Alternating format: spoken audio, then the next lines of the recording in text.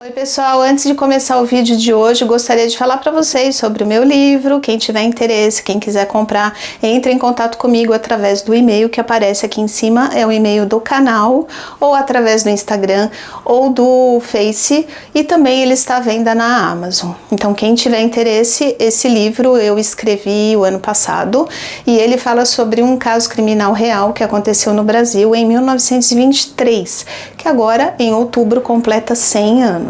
Então quem tiver interesse é só falar comigo, ok? Então vamos para o caso de hoje. Hoje eu vou contar para vocês a triste história da garotinha de 7 anos chamada Ana Lídia Braga, que foi assassinada em Brasília no ano de 1973, mesmo ano do assassinato da Araceli e também do desaparecimento do menino Carlinhos, e que o caso Ana Lídia é um caso muito conhecido hoje, mas que na época foi muito abafado. Então vem comigo que eu te conto todos os detalhes.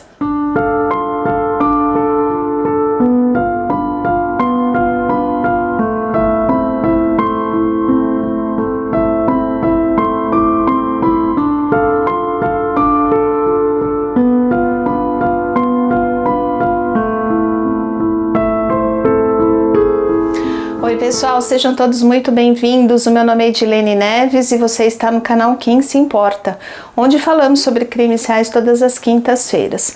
Se você é novo por aqui, já te convido a se inscrever no canal e ativar o sininho de notificações. E se curtir o vídeo, eu peço para que você deixe o seu like, um comentário e, se possível, compartilhe com um amigo. Assim, vocês me ajudam a fazer o canal crescer. E também me sigam nas redes sociais, que eu sempre coloco lá uma chamada quando tem vídeo novo. Então, bora para o caso de hoje. O caso que eu vou contar para vocês hoje aconteceu no ano de 1973, em Brasília, que é a capital federal do Brasil e na época já era, envolvendo a família Braga. A família Braga era uma família de classe média composta por Álvaro Braga, o pai, Heloísa Rossi Braga, a mãe. Ambos trabalhavam no departamento de serviços pessoais, eles eram funcionários públicos e tinham 3 filhos, a Cristina Elizabeth Braga, de 20 anos de idade, o Álvaro Henrique Braga, de 18 anos, e a Ana Lídia, de apenas 7 anos de idade, e a tragédia aconteceu com a caçula da família, Ana Lídia. Vi em algumas reportagens que a garotinha, a Ana Lídia, por conta da diferença de idade dos filhos e a idade avançada dos pais, que ela seria a neta do casal, filha da Cristina, de 20 anos, e que para não desmoralizar a honra da filha, os avós teriam registrado a menina como filha deles. Até porque alguns dizem que não viram a Heloísa grávida e logo ela apareceu com a bebezinha. Porém, ela era registrada como sendo filha deles, então não sei se são somente boatos ou se tem algum fundamento. Talvez ela fosse a raspinha do tacho mesmo, né? Tem vários casos assim. Eu mesma, quando nasci, minha mãe tinha 40 anos e o meu pai 43. Eu fui a raspinha do tacho. Pelo fato da Ana Lídia ser a caçulinha da família, ela era muito protegida, muito paparicada e sempre estava com alguém. Ela nunca estava sozinha. Os pais e os irmãos tinham muito cuidado com ela e ela nem podia brincar com as outras crianças da vizinhança ali no prédio. Ela era sempre fechada ali dentro da casa dela. A Ana Lídia estava na primeira série do ensino fundamental e estudava no colégio Madre Carmen Salles, que ficava bem próximo da casa deles, na asa norte da cidade. Era uma escola religiosa de freiras e ela estudava de manhã e fazia aulas de reforço à tarde, alguns dias da semana. As aulas de reforço eram às terças e sextas-feiras, à tarde, depois da aula normal, e nos outros dias da semana à tarde, que era segunda, quarta e quinta, ela tinha aulas de piano, então ela tinha ocupação todos os dias, o dia inteiro. Na terça-feira, 11 de setembro de 1973, os pais da Ana Lídia levaram ela para a escola, como faziam todos os dias. Somente a mãe, a Heloísa, saiu do carro e levou a filha até o portão da entrada do colégio, deu um beijo nela, voltou para o carro e seguiu para o trabalho. Eles normalmente tinham essa rotina, eles levavam ela pela manhã e buscavam quando iam para casa para almoçarem. Depois do almoço, nos dias de reforço, deixavam ela lá por volta das 2 horas da tarde e às 4h20, 4h30, mais ou menos, a empregada deles, chamada Rosa da Conceição Santana, que trabalhava para eles fazia 20 anos, ia lá buscar a garotinha e levava ela para casa. Então, nesse dia 11 de setembro de 73, terça-feira, a Rosa foi buscar a Ana Lídia à tarde e ela ficou ali no portão esperando ela sair. Acontece que todas as crianças saíram, menos a Ana Lídia. Então, a Rosa entrou na escola para perguntar para a diretora por que ela não tinha saído. E a diretora então disse que a Ana Lídia não tinha ido à aula de reforço naquela tarde. A Rosa ficou meio que sem entender. Será que a mãe da menina tinha levado ela para o trabalho? Não fazia muito sentido, ela teria avisado, né? Mas a diretora telefonou para a Heloísa para perguntar se ela tinha deixado a menina lá. Enfim, o que tinha acontecido? E a mãe da Ana Lídia ficou desesperada, porque sim, ela tinha deixado a filha lá. Imediatamente, a Heloísa telefonou para o marido, o Álvaro, e contou que a diretora tinha telefonado para ela, dizendo que a Ana Lídia não tinha ido na aula. Mas como, se eles tinham deixado a menina lá? O Álvaro e a Heloísa, então, saíram do trabalho e correram para casa, para quem sabe a menina estivesse lá, vai saber, às vezes aconteceu alguma coisa e ela foi para casa sozinha, enfim. A escola era perto da casa deles, podia ser, né? Só que eles chegaram lá e ela não estava, só estava o filho, o Álvaro Henrique, com a namorada dele, chamada Gilma Varela de Albuquerque. E o pai falou para os dois ajudarem a procurar a menina, e eles saíram todos juntos, atônitos, né? Foram até a escola e de fato ela não estava lá. Olharam pelas redondezas, pelas ruas do entorno, casa de coleguinhas da sala, se separaram, cada um foi para o canto e nada.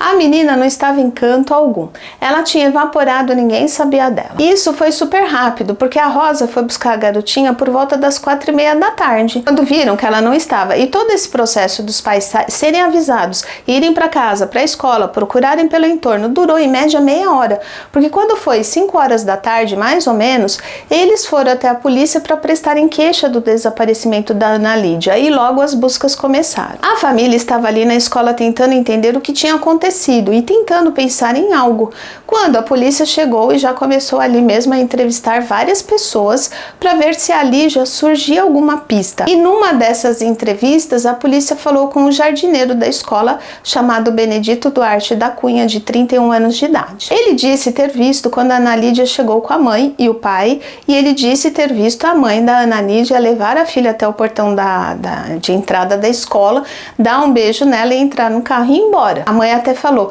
"Ah, você me viu? Que bom, olha aí, tá vendo? Eu vim, eu falei, eu deixei ela aqui, ele me viu." E o jardineiro continuou contando para a polícia e para todos que estavam ali que tinham visto sim, quando os pais foram embora, a Ana Lídia entrou, passou pelo portão e dentro da escola tinha um rapaz bem alto, magro e loiro, com cabelos compridos, que segurava um livro vermelho, usava uma camisa branca e uma calça verde oliva, e que ele estava apoiado numa árvore, mas que ele estava de costas e por esse motivo não pôde ver o rosto do rapaz. Ele disse que o rapaz conversou alguns segundos com a Ana Lídia e, sem ela mostrar nenhuma resistência, no mesmo instante que tinha sido deixada na escola e os pais tinham virado a esquina, que ela saiu da escola andando acompanhada do tal rapaz. Imediatamente a polícia concluiu que era alguém que a Ana Lídia conhecia, obviamente, para sair sem gritar ou chorar, andando, sem mostrar resistência, acompanhar o rapaz, enfim, né?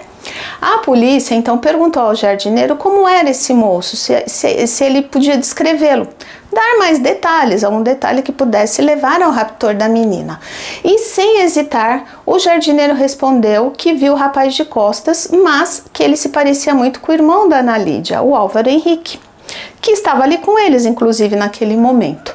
Ele disse: "Parece com esse moço aqui." Na hora, o irmão da Ana Lídia já respondeu: "Opa, eu não vim na escola, eu não tenho nada a ver com isso. Você tá maluco, cara?" Qualquer coisa assim, né? Não sei se foi exatamente assim que ele falou. A polícia continuou perguntando ali e uma segunda testemunha apareceu. Era uma mulher que morava bem perto da escola, chamada Diva Aparecida dos Anjos, de 32 anos de idade.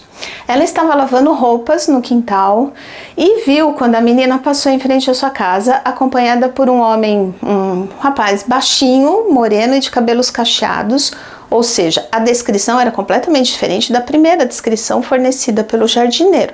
Ou seja, ou um dos dois estavam enganados, ou o acompanhante da garotinha tinha mudado. Um tirou da escola e o outro continuou o percurso com ela, né? No entanto, ela permanecia calma, ou seja, as duas testemunhas confirmaram que ela não mostrava resistência e que continuava acompanhando alguém sem chorar e andando normalmente, de livre e espontânea vontade. A polícia então localizou uma terceira testemunha, que era um garoto de 9 anos de idade, que era sobrinho do jardineiro mencionado anteriormente. Esse garoto chamava Tomé Marcelo da Cunha e ele também estava por ali nas imediações da escola. E ele disse ter visto quando a garotinha loira de cabelos cacheados, que era Ana Lídia, entrou em um Fusca, um táxi vermelho, acompanhada por um rapaz moreno baixinho de cabelos encaracolados, exatamente como disse a segunda testemunha, e que ela entrou normalmente no carro, sem ser forçada, sem chorar, nada, entrou de livre e espontânea vontade. Ele disse que logo em seguida o carro seguiu em direção à Universidade de Brasília, que não ficava muito longe da escola e também da casa da Ana Lídia. A polícia se concentrou no Fusca, que era um táxi vermelho, mas não encontrou nada suspeito que correspondesse a essas descrições. A essa altura, muita gente já sabia do desaparecimento da Ana Lídia e muita gente já ajudava na procura. Os pais da Ana Lídia estavam desesperados e estavam atrás de qualquer pista, saíam perguntando para as pessoas na rua, enfim. Todo mundo se mobilizou para encontrar a garotinha o mais rápido possível. Quando deu 15 para as 8 da noite, naquela mesma noite, o delegado da segunda delegacia de polícia, chamado José Ribamar Moraes, recebeu um telefonema de um homem que pedia 2 milhões de cruzeiros pelo resgate da Ana Lídia. Inclusive, ele disse que os sequestradores colocaram a garotinha no telefone e ela chorava e gritava muito pedindo pela mãe. O delegado tentou negociar, falando que a família não tinha essa quantia, que o valor era muito alto, que eles eram funcionários públicos, que não eram pessoas ricas, e de repente desligaram o telefone e não ligaram mais. No entanto, num mercadinho bem próximo da casa da família, a poucos metros ali, um bilhete foi encontrado por um funcionário do mercado em cima de uma pilha de arroz. Esse bilhete estava endereçado ao pai da Ana Lídia, ao Álvaro Braga, e lá eles pediam um resgate pela garotinha no valor de 500 mil cruzeiros, um valor bem abaixo do primeiro que tinham pedido por telefone, que eram 2 milhões, né? A carta estava datilografada e o envelope era manuscrito. Nessa carta eles diziam que o dinheiro exigido deveria ser colocado num local próximo à Ponte do Bragueto até a sexta-feira, dia 14 de setembro. Então, tanto o telefonema quanto a carta foram feitos no mesmo dia em que a Ana Lídia desapareceu. Depois disso, não foi feito mais contato nenhum. Nesse mesmo dia, algumas horas depois do desaparecimento da Ana Lídia, um fuzileiro naval encontrou perto do quartel uma caixa de lápis de cor jogada no chão e avisou a polícia, já que ele já tinha escutado falar sobre o desaparecimento da garotinha. A cidade, na época, não era grande e todo mundo estava comentando o assunto. Então, quando ele achou a caixa de lápis de cor, imediatamente ele avisou a polícia, porque ele já achou que podia ser uma pista, que podia ser dela. A polícia então se dirigiu rapidamente ao local e começou a vasculhar ali para ver se achava mais alguma coisa. E de fato acabaram encontrando os cadernos dela, que estavam com o nome da Ana Lídia Braga. E no mesmo momento, a filha de outro fuzileiro naval encontrou uma boneca Suzy, que a Heloísa identificou como sendo a boneca da sua filha. Essa era a boneca que a Ana Lídia levava diariamente para a escola. Então, como achar as coisas dela naquela região, a polícia intensificou as buscas por ali. Porém, somente no dia seguinte, dia 12 de setembro, por volta da 1h da tarde, o corpo da Ana Lídia foi encontrado próximo ao Centro Olímpico da Universidade de Brasília. O agente de polícia, Antônio Moraes de Medeiros, viu algo que chamou a atenção dele, que era uma terra fofa, mexida há pouco tempo, e ele resolveu analisar mais de perto e, de fato, ali estava o corpo da Ana Lídia enterrado em uma vala rasa, ela estava semi-enterrada. O criminoso ou criminosos não se deram ao trabalho nem de enterrarem direito o corpo dela. Estava bem rasinho mesmo. Ela estava com o rosto virado para baixo, de bruços, sem roupas, e tinham cortado todo o cabelo dela, que era grande, cacheado, bonito. Ele estava praticamente assim, sem cabelo, cortaram bem rente a cabeça, meio raspado, assim, bem curtinho. Também cortaram os cílios dela e ela tinha marcas roxas espalhadas pelo corpo todo, além de queimaduras provocadas por cigarros. Nesse local onde o corpo dela foi encontrado, a polícia identificou marcas de botas ou coturnos e eram marcas diferentes, ou seja, aquelas marcas indicavam ao menos 2 pessoas diferentes, além de marcas de pneus de moto. A Ana Lídia foi levada para a necrópsia e o exame acusou que ela tinha sido abusada de todas as formas possíveis. Eu não posso dizer aqui, mas nem precisa, né? Vocês entendem. E o seu estado era deplorável, ela estava completamente dilacerada. Mas pelo menos isso aconteceu com ela depois que ela já tinha perdido a vida, ao menos isso. Porém, ela foi muito espancada ainda viva. A polícia encontrou ali, bem perto de onde ela estava, 2 preservativos usados e um pedaço de papel higiênico que foi levado para análise, e viram que ali no papel higiênico também tinha esperma, como nos preservativos, o mesmo, né? Era o mesmo, viram que era o mesmo nos exames. E no laudo da perícia foi constatado que ela perdeu a vida entre 4 e 6 horas da manhã do dia 12 de setembro, então ela tinha acabado de ser enterrada ali, o que prova que ela ficou em companhia dos assassinos por longas 17 horas.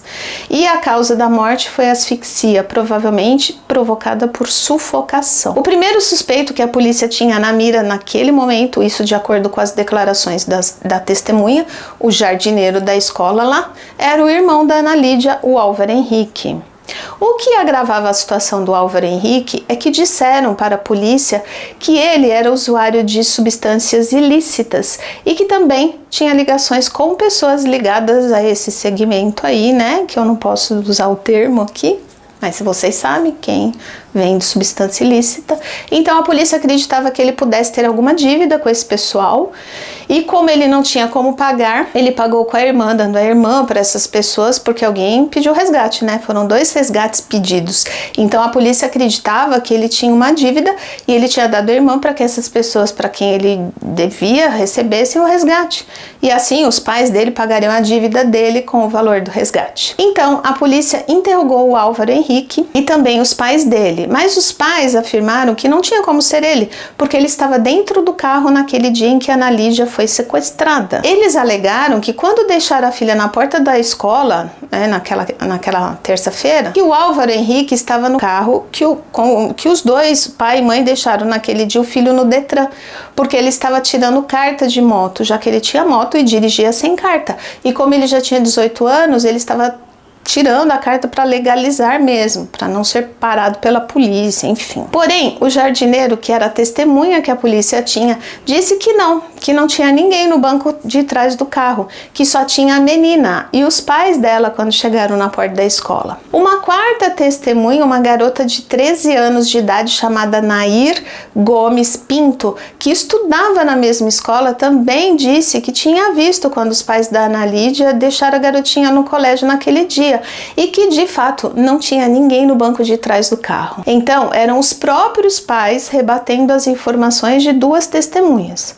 Será que ele poderia estar deitado no banco de trás, na preguiça? Ou ele realmente não estava no carro?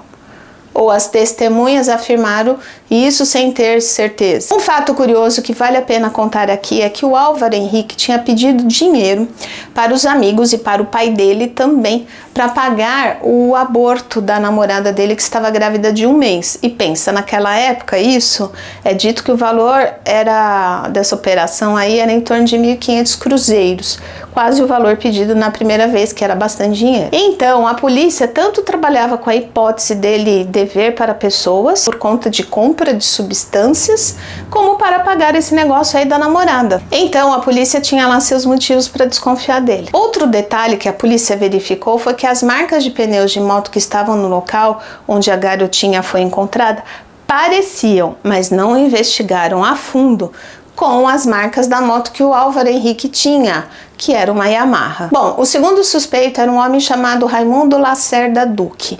Ele era considerado um protegido da Heloísa, da mãe da Ana Lídia. Ele trabalhava no mesmo local que ela, também era funcionário público, e ele sempre pedia conselhos para ela. Inclusive, ela até aconselhou ele a procurar um psicólogo para conversar com um profissional, por conta dele ser viciado nessas mesmas substâncias e também em álcool. Então ela tinha um carinho por ele, eles trabalhavam juntos, ela tinha amizade com ele, né? Esse rapaz conhecia bem a mãe da Ana Lídia, trabalhavam juntos, mas ele não conhecia direito a filha dela, porque ele tinha ido até a casa dela somente 2 vezes e também rapidamente. Então, como ela sairia com ele de boas, passivamente, alguém que ela mal conhecia? Mas a polícia ficou sabendo, alguém falou que ele tinha certa atração por crianças. Apesar de que nessas horas sempre aparece alguém para falar essas coisas, né? Eu sempre desconfio dessas informações, mas tudo precisa ser investigado, né? A polícia interrogou o Duque e ele disse que só tinha ficado sabendo que ela tinha desaparecido no dia seguinte, porque ele ouviu no rádio. Ele jurou não ter nada a ver com a história, que ele tinha muita consideração pela mãe da garotinha, que sempre o ajudava, que jamais ele faria mal a qualquer criança, principalmente a filha dela.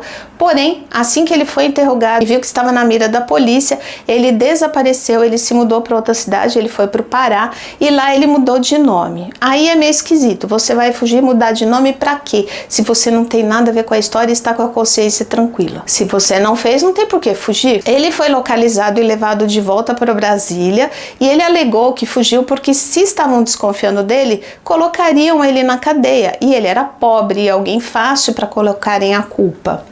Ele chegou a dizer para o irmão dele: até provar que focinho de porco não é tomada. Outras 2 pessoas, além do Álvaro Henrique e do Raimundo Lacerda Duque, também surgiram como suspeitos. Mas esses 2 novos suspeitos eram filhos de pessoas muito influentes em Brasília. Então, já sabemos como funciona. Um deles era Alfredo Buzaide Júnior, conhecido por Buzaidinho. Ele era filho do ministro da Justiça da época, o Alfredo Buzaide. E Eduardo Eurico Rezende, conhecido por Rezendinho, que era filho do senador Eduardo Rezende. Então, 2 pessoas super influentes em Brasília. E, coincidentemente, quando foram divulgadas pela imprensa esses 2 nomes aí suspeitos, o Departamento da Polícia Federal, que é o órgão encarregado pela censura, enviou o seguinte comunicado às redes de televisão e para todos os jornais e revistas da época, lembrando que essa época era bem no meio da ditadura militar. De ordem superior, fica terminantemente proibida a divulgação através dos meios de comunicação social, escrito, falado, televisado, comentários, transcrições, referências e outras matérias sobre o caso Ana Lídia. Então, assim, olha só, naquela época tinham poucas farmácias em Brasília. A cidade era muito nova, então descobrir quem comprou 2 camisinhas naquele dia seria uma coisa fácil.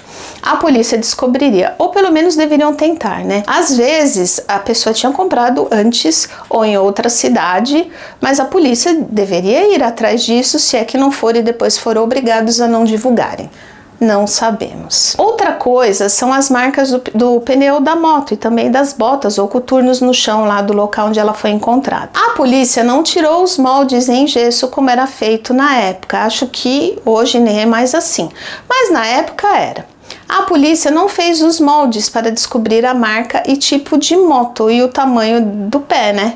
O número do calçado, que a gente sabe que a polícia descobre. Nada foi feito nesse sentido. Sobre a carta encontrada no supermercado, também não fizeram uma perícia na letra, nas digitais, nem no esperma encontrado nos preservativos e no papel higiênico. Olha só quantas pistas que poderiam levar ao assassino ou aos assassinos e não fizeram nada, deixaram passar tudo isso para lá, deixaram tudo em branco. A polícia chegou a fazer um retrato falado daquelas 2 testemunhas que falaram do cara moreno, baixo, de cabelos encaracolados, enfim. E o retrato parecia muito com o Raimundo Duque, mas isso não foi juntado ao processo, ou seja, todas as pistas que podiam levar a polícia à resolução do crime não foram investigadas e as buscas foram diminuindo e o caso esfriou. Os pais da Ana Lídia também, depois de um tempo, já não queriam mais que a polícia desvendasse o crime. Eles não contribuíam para as investigações, pareciam não se importarem. É esquisito, mas eles não colaboravam e nem cobravam um desfecho da polícia. O promotor do caso, um tempo depois, chegou a contar uma conversa que teve com o pai da Ana Lídia, o Álvaro, e nessa conversa ele teria dito o seguinte: o senhor perdeu uma filha em circunstâncias trágicas e quer salvar o outro filho. Evidentemente não quer colaborar com as investigações porque sabe que o seu filho participou desse crime. Ele não matou a irmã, mas ele é coautor porque ele tirou a menina do colégio e entregou ela para o Raimundo Lacerda Duque. Então, o senhor tomou uma decisão utilitária e prática. Já perdi uma filha, não vou perder o outro filho. Ele contou em entrevistas posteriormente que quando ele falou isso para o Álvaro simplesmente tinha ficado calado, ele ficou mudo, que ele não disse nem que sim nem que não, e na visão dele, quem cala, consente. Para o promotor, a família não estava empenhada em descobrir quem tinha feito aquela atrocidade com a filha deles, porque o filho estava envolvido, embora o promotor tivesse a convicção de que o Álvaro Henrique não teria participado efetivamente da morte dela. O irmão da Ana Lídia, que também era seu padrinho de batismo, foi acusado de rapto e preso por 1 ano em 1974, mas foi solto por falta de provas. A família, pai e mãe, sempre alegaram que ele era inocente, que ele estava no banco de trás do carro e que ele não tinha nada a ver com o que tinha acontecido com a irmã dele. Ele foi absolvido, virou médico angiologista e vive no Rio de Janeiro. Os pais faleceram anos mais tarde. O Raimundo Lacerda Duque, que na época desse caso tinha 30 anos de idade, passou por vários hospitais para tratar o seu vício em substâncias ilícitas e também em bebidas alcoólicas. Ele foi acusado de ter recebido a Ana Lídia das mãos do irmão dela e entregado a garotinha para um grupo de traficantes. Ele fugiu naquele momento para o Pará e foi preso alguns meses depois, foi julgado e também em 1974 foi absolvido como Álvaro Henrique por falta de provas. Ele faleceu em 2005 por complicações decorrentes do alcoolismo aos 62 anos de idade e ele deixou mulher e filhos. O Alfredo Buzaide Júnior, o Buzaidinho, que na época tinha 17 anos de idade, também era um dos suspeitos, nunca chegou a ser indiciado. Ele apenas foi chamado a depor como testemunha. Só que ele não compareceu nem na audiência, nem depois lá no Tribunal da Justiça de Brasília. Pouco tempo depois desse crime, ele foi morar em São Paulo e disse em uma entrevista que não conhecia nenhum dos indiciados do caso, que só tinha ficado sabendo do crime através da imprensa e que ele não tinha nada a ver com essa história. E essa foi a única declaração que ele deu sobre o crime. Mas o que o desvinculou do crime mesmo, que a polícia descartou como suspeito e nunca indiciou ele, foi a declaração do motorista dele dizendo que naquele dia e naquele horário ele teria levado o Buzaidinho no médico e isso bastou como seu álibi. Olha que maravilha! Porém, o Buzaidinho faleceu 2 anos depois desse crime com apenas 19 anos de idade em um acidente de carro no ano de 1975, quando voltava de uma corrida automobilística entre Ponta Grossa e Piraí do Sul, no Paraná. O Eduardo Eurico Rezende, o Rezendinho, que na época do crime tinha 21 anos de idade, apesar dele ter sido citado como um dos suspeitos junto com o Buzaidinho, ele também só foi convidado a depor, que ele também não compareceu, quem compareceu foram os advogados dele, mas como Buzaidinho, ele acabou negando qualquer ligação com o crime e com os outros suspeitos. Ele foi detido por um tempo sob a acusação de uso de substâncias ilícitas e foi condenado a tratamento em hospital. Ele nunca foi formalmente acusado por esse crime. Em 1990, ele faleceu aos 38 anos de idade. Ele tirou a própria vida com um tiro no ouvido em seu apartamento em Vitória, no Espírito Santo. Bom, todos os suspeitos foram absolvidos e ninguém nunca pagou por esse crime hediondo, horrível. Em 1973, era a época da ditadura militar e não existia liberdade de imprensa, nada disso. Você tinha que calar a boca e pronto, era assim. Tempos depois, uma repórter chamada Mônica Teixeira garantiu que tinha testemunhas que poderiam provar que o autor do crime era realmente o filho do ex-ministro da Justiça, Alfredo Buzaide. o Buzaidinho, e que mesmo a imprensa tendo noticiado que ele havia morrido em um acidente de carro 2 anos depois do crime, ela garantia que ele estava vivo, pelo menos até 1985, além de que algumas testemunhas do caso simplesmente morreram após serem intimadas a depor. Outra coisa que ela alegou é que foi solicitada a exumação do corpo do Buzaidinho e que depois de muito tempo até fizeram, mas por engano fizeram do avô dele e não dele. E numa segunda exumação, o cadáver não tinha arcada dentária e por isso não conseguiram confirmar se de fato era o corpo do Buzaidinho. Então ele morreu no acidente de carro aos 19 anos ou não? Ou esse acidente foi inventado somente para ele sair de cena?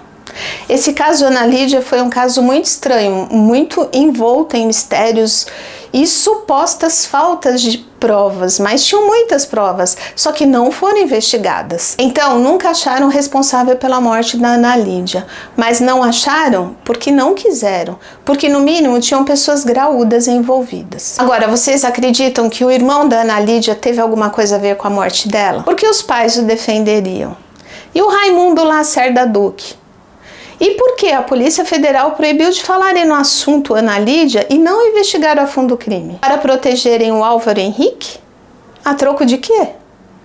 São muitas perguntas sem respostas, mas deixem nos comentários o que vocês acham desse caso que virou tabu no ano de 1973, que ninguém podia comentar sobre o assunto. Bom, pessoal, esse foi o caso de hoje. Espero que vocês tenham gostado do vídeo, da forma como eu contei o caso aqui para vocês.